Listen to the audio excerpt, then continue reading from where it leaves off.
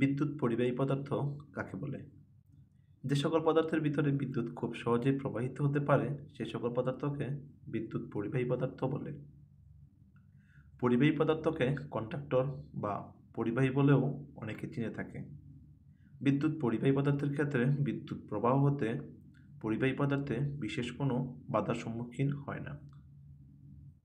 পরিবাহী পদার্থগুলো যেমন রূপা, দস্তা, ক্যাডমিয়াম ইত্যাদি। পরিবাহী পদার্থকে অন্যভাবেও সংজ্ঞায়িত করা যায়।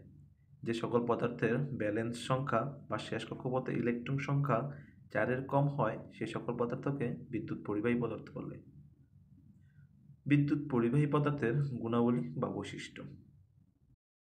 সকল প্রকার ধাতুই অল্প বা বেশি বিদ্যুৎ পরিবাহী, তারপরও গঠনের উপর ভিত্তি করে কিছু গুণাবলী বিরাজ করে।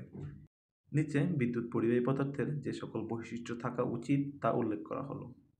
আপেক্ষিক রেজিস্ট্যান্স খুবই নিম্নমানের হতে হবে, তাপমাত্রা সহগ নিম্নমানের হতে হবে, স্থায়িত্ব বেশি বা ক্ষয়রোধ ক্ষমতা বেশি মাত্রায় থাকতে হবে, যান্ত্রিকভাবে অধিক পরিমাণে টান সহ্য করার ক্ষমতা থাকতে হবে, নমনীয়তার গুণাবলী সম্পন্ন হতে হবে, অক্সাইড বা মরিচা প্রতিরোধের ক্ষমতা থাকতে হবে, সোল্ডারিং করার জন্য উপযুক্ত হতে হবে ইত্যাদি। বিদ্যুৎ পরিবাহী পদার্থের 10টি নামের তালিকা। নিম্নে 10টি পরিবাহী পদার্থের তালিকা 20 ডিগ্রি সেন্টিগ্রেড তাপমাত্রা মাইক্রো ওহম সেন্টিমিটার হিসাবে প্রদান করা হলো।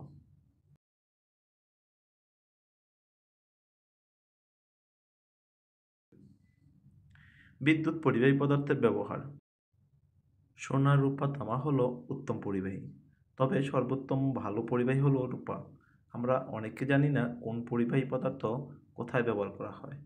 বর্তমানে বহুল ব্যবহৃত পরিবাহী পদার্থসমূহের কিছু গুরুত্বপূর্ণ ব্যবহার নিচে তুলে ধরা হলো। রূপা। সবচেয়ে উত্তম পরিবাহী হলো রূপা। রূপা তুলনামূলকভাবে অনেক বেশি দামি, তাই সচরাচর পরিবাহী হিসাবে কাজ করতে রূপার ব্যবহার তেমন নাই। তবে ভালো কোম্পানির ওয়াট, অ্যাওয়ার মিটার, কম্যুটেটর, কার্টিস ফিউজে রূপার তৈরি পরিবাহী পদার্থ ব্যবহার করতে দেখা যায়। তামা। তামার পরিবাহিতা রূপার কাছাকাছি, তবে দামে কম বিদায় তামার তারকে সচরাচর বেশি ব্যবহার করতে দেখা যায়।